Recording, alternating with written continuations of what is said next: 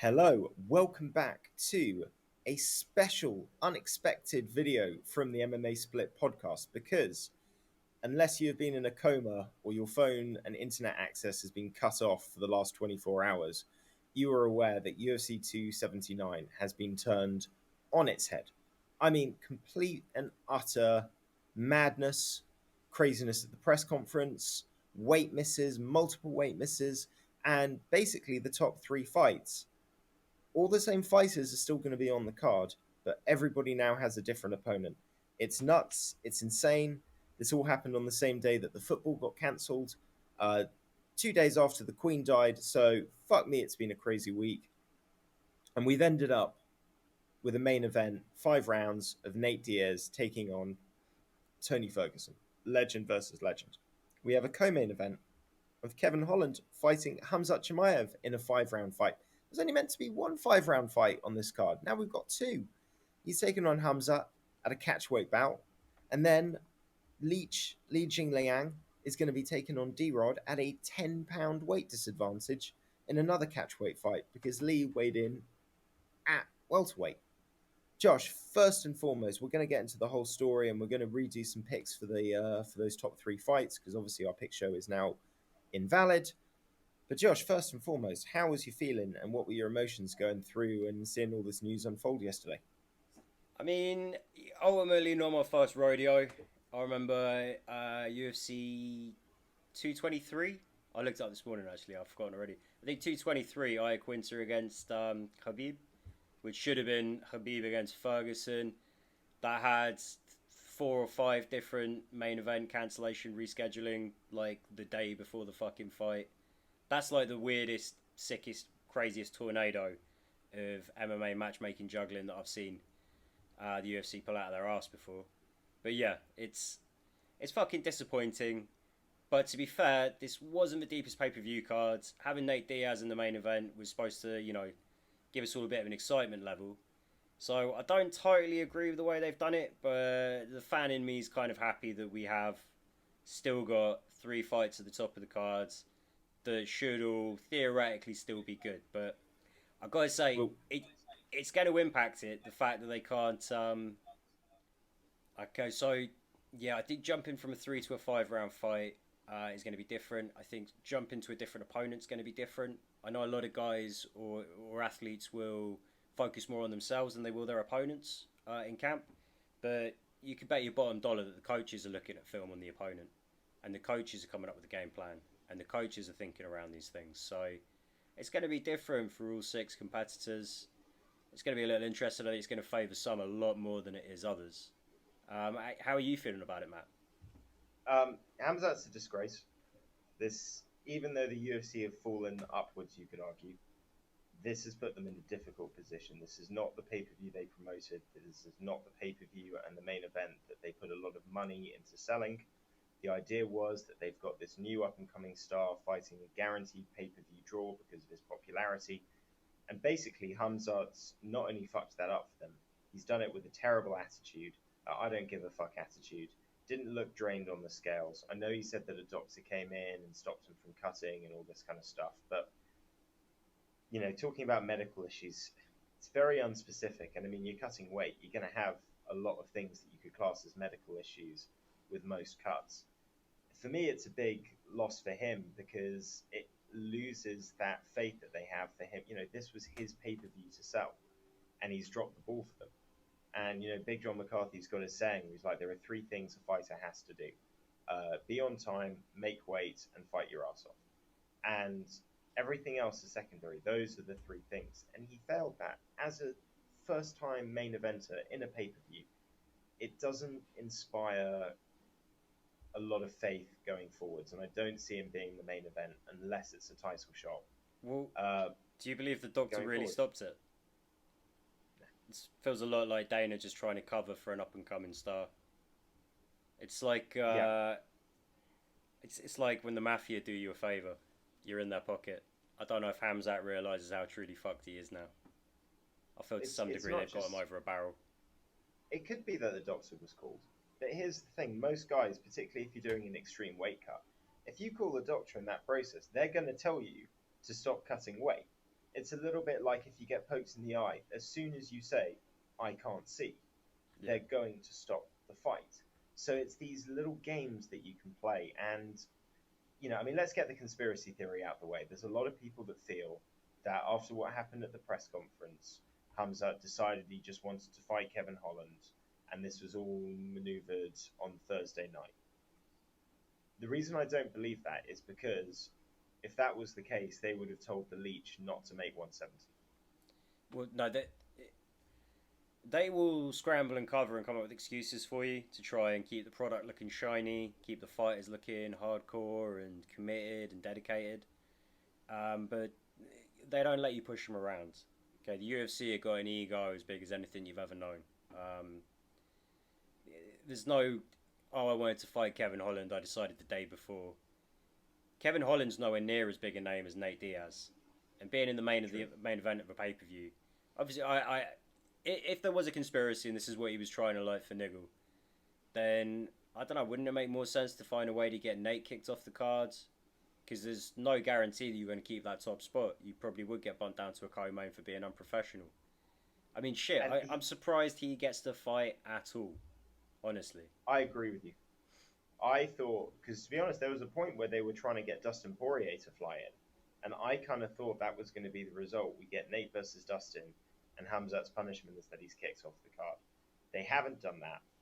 Instead, what they've done, I mean, I think it's the attitude of Hamzat as well. Like all fight week, he had the altercation with Paulo Costa. There was the press conference. I mean, we're barely talking about the press conference.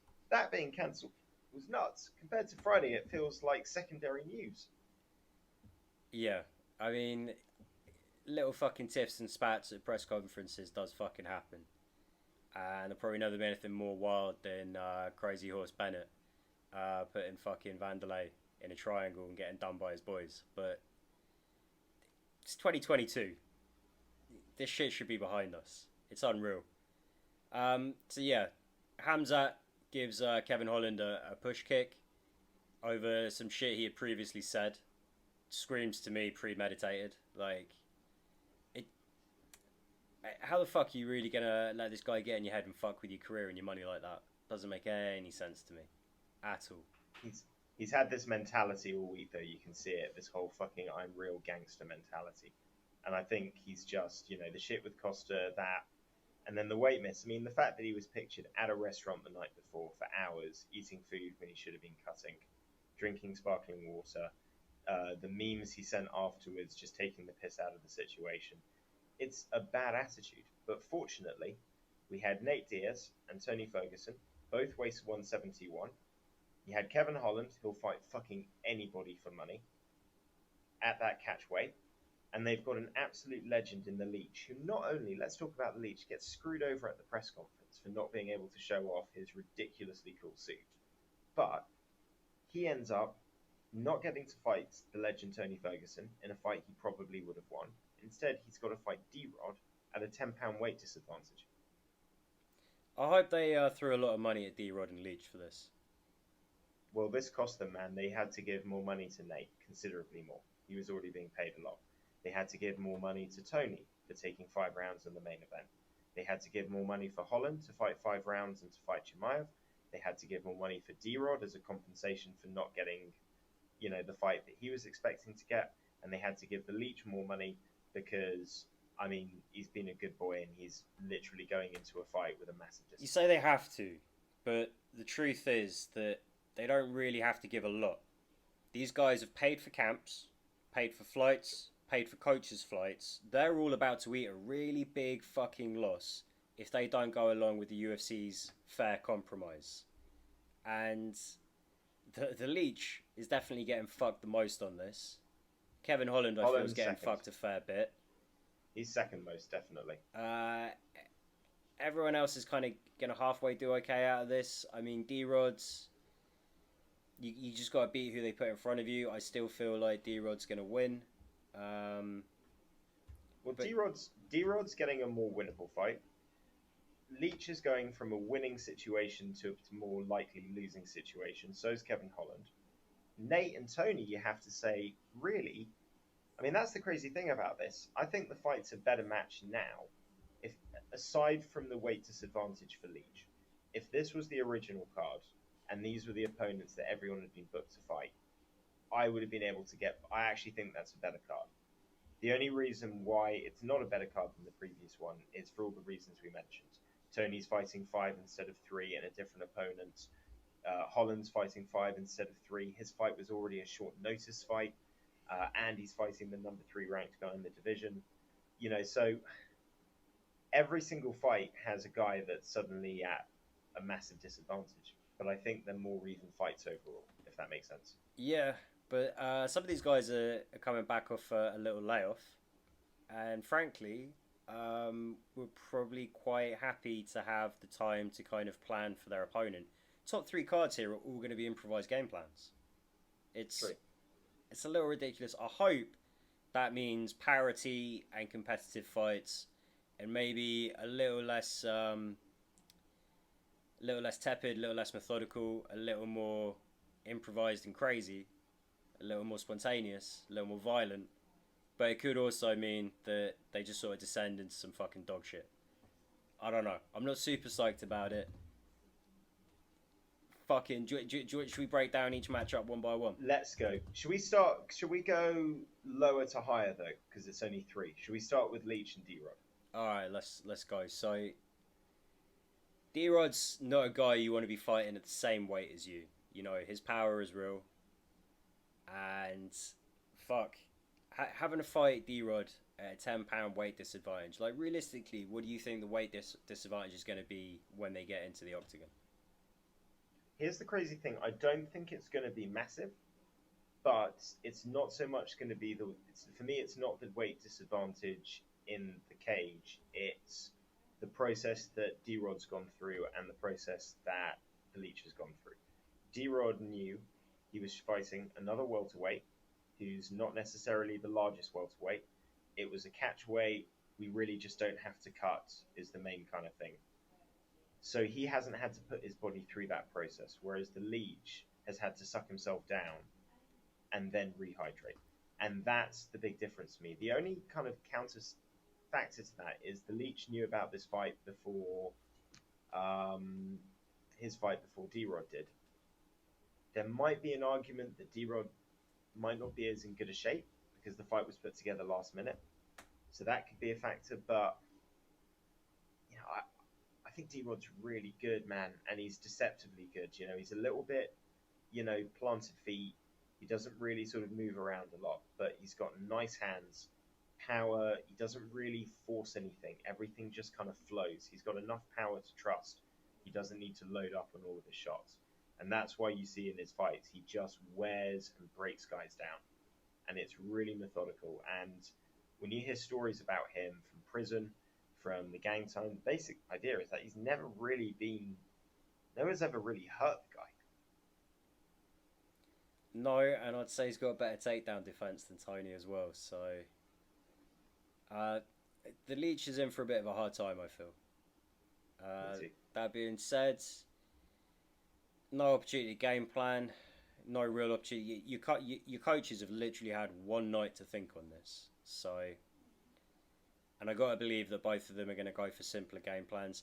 I think this one could be fun, but I think it's going to go the distance. I'm leaning D-Rod, but I think I've kind of got it quite close to my head. I mean, like you said, I think some of these fights are a bit more competitive. I think this fight in the main cards, the main event, are now a little closer to each other in terms. I don't know what the betting line's saying right now. I mean, shit, Vegas must be up in arms. I've actually got Li Jingliang down here as a little bit of a favourite. Interesting. But I'm not really buying into that. I think the Leech is probably the one that had to fork out the most money for this camp and this travelling time, so I feel like he really couldn't turn this fight down. Well. I hope so. I hope they've gone above and beyond in terms of the financial compensation on this. My concern is that they probably are, in their own heads, the UFC are probably holding back how much money they're going to give these guys until it's all said and done. If they put on an absolute war, then the UFC probably will shell out like another $100,000 for him or something. If it's a shit fight, I think the UFC have probably kind of hedged their bets a little, and they've gone, we'll give you some money, but if this is fucking lights out, you're going to get a lot more money. I get what you're saying. I feel like I think everyone's getting paid well, but I think what's interesting about this is I feel like all three of these fights needed to have been agreed the way that they were for the UFC to shell out and not just cancel it. Because I think the logic you have when you have a pay per view without a title fight, and then your two main events, your main event ends up getting completely kerfuddled like this. If they couldn't keep Nate and Hamza on the card and keep all of the big names, they might have just made a decision if it's not financially worth it, pull the plug.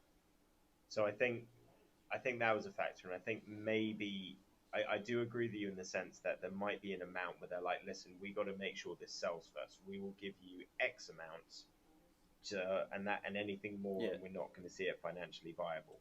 But if this really sells, which I got to be honest, I don't know if it sells as well as Nate versus Hamza will.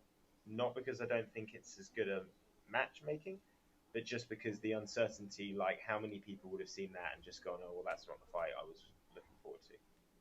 Yeah, and how many people just had their bets refunded and are having to rethink it now? Exactly. It's not ideal.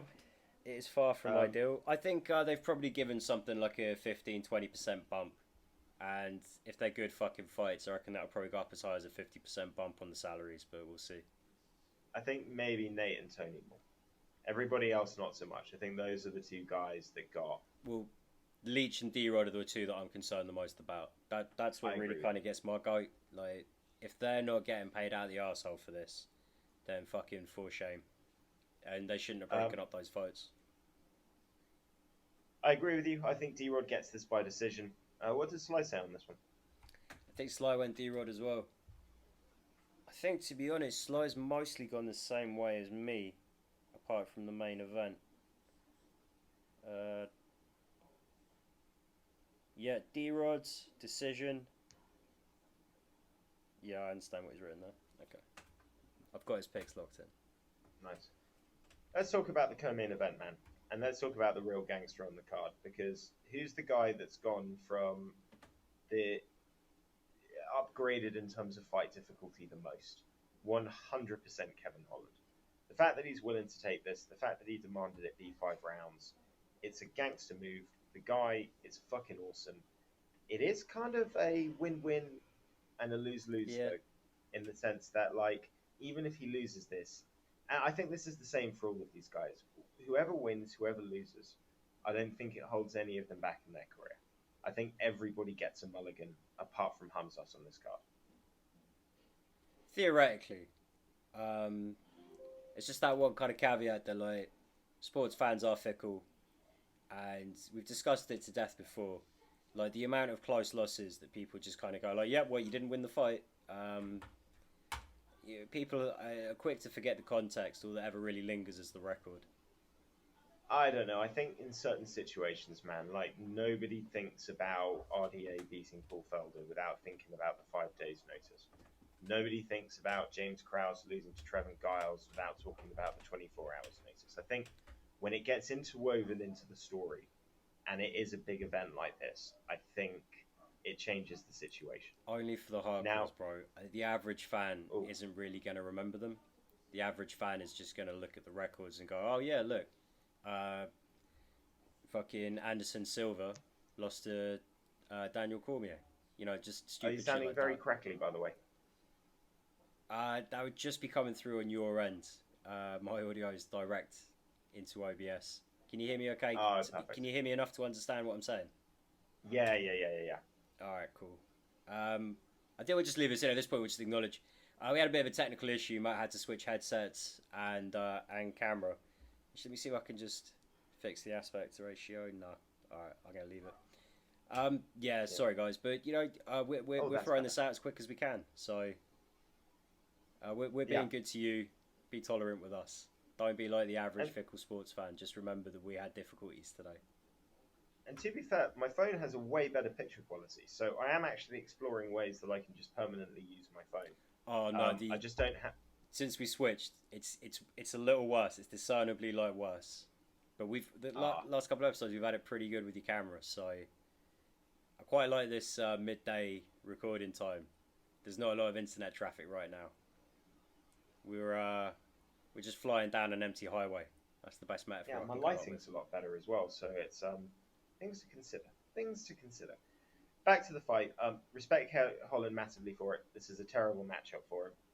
He should lose this by dominant TKO sub or decision, depending on how the fight plays out. The only factor that might change that is Hamzat's mindset all week has not been that of a guy training for a high level professional fight. This has just been street thug, I'm going to fuck the guy up. And if he goes in and doesn't try and use his wrestling, pace himself, get the right openings, use his length, use those body kicks, if he just goes in thinking a little bit like he did with Gilbert Burns, I'm just going to fuck the guy up. Kevin Holland's durable. His jiu-jitsu is good enough to defend to a certain point. He will get taken down, but if you don't try and take him down and just stand and bang with the guy, he will find his opportunities, and I guarantee you he is a better sniper and he can hit, maybe not as hard, but certainly with a lot more power and precision than Gilbert Burns can. Yeah, he has got that opportunity to kind of change the momentum of the fight with a well-placed, quick, long shot. You know, he does have some funky power for a skinny guy. And to be honest, I don't know how much... if Hamzat does take him down, I think not just because of the small improvements he's made, but frankly, the size gap's not going to be that great as it was with him fighting a middleweight against guys actually trying to make middleweight limit at the time. I think he might be able to get a bit of separation. I'm still not... I don't see him surviving. I think Nate Diaz had a much better shot at getting out of the first 2 rounds than Kevin Holland does. And that's why I was saying Nate might have a shot at going 5-round distance here. Kevin Holland jumping up from 3 to 5 round fight. Stylistically, the way he is, he's not as disciplined as Nate. He's not as tough as Nate, as durable as Nate. I think he gets knocked out in the first 2. He's not prepared for 5 rounds. And here's the real thing. He's not really prepared for 3 rounds. This was a short notice 3-round booking. I respect the guy so much, but I agree with you. He doesn't have that game plan of, I'll just be patient, I'll outlast the guy. And that's a shame. And the only factor that I do think, this is something I'm just considering, this might be the first guy Hamzat's fought where he doesn't have a height and reach advantage. And I think Reece Kevin McKee Holland might have been longer. Kevin Holland has an 81-inch reach, man. Not than Holland, than Hamzat. Yeah, but not by 81 is long, man. And if Kevin Holland can fight long, you know, I could see him landing. But no, I'm going Hamzat by sub. So yeah, just looked it up. Reece McKee, same height, 78-inch reach. So he's he dealt with that quite well. But Reece McKee and Kevin Holland, very, very different guys. Very different guys. It's an interesting point to bring up. Please tell me Sly went for Holland. Not, we're carpooling on this one. Well, you said KO, right? Yeah, I said sub. Oh shit. Okay, me and Sly are both going the same way on this one. Hamzat KO. Sly's not here to defend his decision, but I'd like to think he'd say us in the first 2 rounds as well. Yeah, I agree. That takes us to our new main event, man, which I've got to say, for a true MMA fan, this is a much better fight for both guys. It's lightweights, having a welterweight, not having to cut too much weight. Legends of the game. I will say this, apart from this last 4-fight slump, or 5-fight, I think it's 4 fights, for Tony, you'd have to say Tony's prime versus Nate's prime. Tony's the much better fighter. Yeah. Tony's reached levels that Nate never has in terms of ability and performance. Yeah. Although it is different approaches to the fight game as well. Nate's True. not always looking for that violent finish. That's why Tony's been such a prolific fan favourite. But yeah, 4-fight losing streak. Stepping up to the 5-round fight, you know, with the extra weight on, has that meant kind of a more comfortable training camp? Or has that meant a little more weight and a little more wear and tear on those dodgy knees kind of training camp? Impossible to say until tonight, but I'm thinking Ferguson is going to get away with this one. I don't know if he's going to be able to finish Nate, though. The only thing that makes me question Ferguson is, even though they're both not real welterweights, Nate's had more experience fighting with the weight that he's going to have on. I think the cardio is in favor of Nate. Ferguson was preparing for 3 rounds. Not that it's, I mean, cardio is never an issue for Ferguson. Both guys are durable. It's only 3 months after he got knocked out badly by Michael Chandler, or 4 months. It's not a long time, and that's a concern. But Nate's got that scar tissue, man. That's the real clincher for me. I just see elbows landing. I see cuts opening up. I see this being a fucking bloodbath. But you know, so. Tony cuts up fresh people. I mean, it's not. He's not going to have to land a lot to get Nate bleeding, and I think that's going to be the decider, man. I think it's going to be awesome. I think it's going to be bloody. I think it's going to go. I don't know what I put, but I'm saying decision because I want it to be a decision, and I think it could very well be a send off for both guys, depending on who wins. But certainly, it's a massive fight. It's a fight that you want on your record when you've had the kind of careers that these guys have had. You don't want the monster hunters up because, yeah, it's a great story if you manage to pull it off. The more likely it gets viewed as the final chapter and this guy should have hung it up and this is what happened. This is what they deserve. They're going to get good money for this. I think the pay-per-view, I hope the pay-per-view is going to sell, although I don't think it will do as well as Hamzat would have done. And for an MMA fan who is also a football fan and had a Friday where they cancelled all of the weekend's game, rest in peace, our queen. That's tragic. Great start to being king, Charles. Cancelling the football. That kind of sucks. Yeah. Well, and I thought with the Winter World Cup as well, that is a very, very, I don't want to say stupid, but it's a problematic move. It's a poorly thought out one, but I guess people are just scrambling, knee-jerk reactions. They should have cancelled next week. They should have said next week we're not going to do it. But it's too short. They shouldn't cancel any games between now and the end of the season because they've already asked so much of these players. It's ridiculous. And now they're going to have to go from 0 to 110, back to the World Cup or nothing, and then have a break, 0 again, and then have to go to 120 now. It's stupid. The world is not like it was 70 years ago. Great start, King Charles. Really getting people on your side because your popularity is so overwhelming. People were so behind you becoming the new king. That's neither here nor there. We didn't lose the MMA card, which I thought we might have done.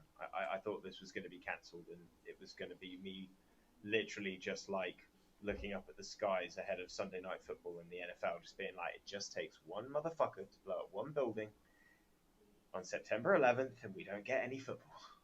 And then my weekend is ruined. Well, if there's a good reason, a bad reason, whatever, it is a World Cup year though, and that should have been taken into consideration. With the fights, yeah, they might have pulled the plug, they've done it before, but I think they don't have the same kind of autonomy and the financial freedom to do that these days. They have stakeholders, they have dividends to be paid, they have an ESPN quota to fill, so I was confident this one was always going to go ahead. I just really, really thought that we might lose that main event, have a 3-round main event, and just one less fight on the card. But whatever, I'm grateful as a fan in a selfish way. I'm grateful they've pulled it all together. Bit cobbled together. Fuck, that's just let's see how it plays out. Let's fucking go. Yeah, flavour of the week there.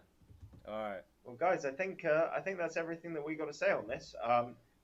Thank you for our last 3 videos views. We've never had a video with 100 views, and now we've had 2 out of our last 3 videos, and the other one hit 50. So please just leave likes. That's the only thing I'd say, and comments. If there's anything, feedback, good or bad, if there's stuff you want to see, let us know so we can make this more tailored to what you guys want to see. And please keep in the love, man. It's we've had a lot of videos that don't get a lot of views, so the fact that we're getting a few now is awesome, and we hope to keep delivering stuff that you guys want to see. Yeah, if you miss Sly, leave a comment. # bring back Sly. # bring back Sly. Guys, thanks for watching. Bye Dave, bye Laurie, bye Tree. Bye Laurie, bye Dave.